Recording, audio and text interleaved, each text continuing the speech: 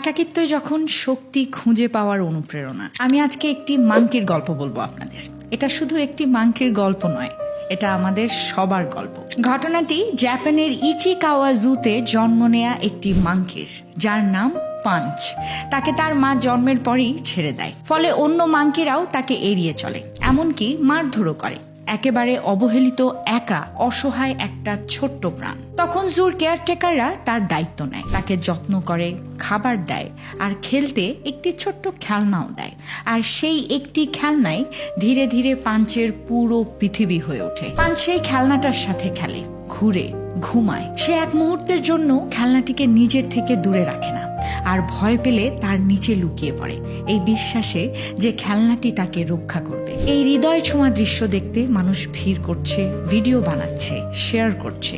কিন্তু আমার মনে হয়েছে এটা শুধু পাঞ্চের কষ্টের গল্প নয়, এটা এক অসাধারণ আশার গল্প। বন্ধুরা, এই গল্প আমাদের শেখায় যা আমাদের নিয়ন্ত্রণে নেই তাকে ছেড়ে দিতে হয়, আর যা আছে তাকে গ্রহণ করতে হয়, আর নিজের শক্তিতে রূপ দিতে হয়।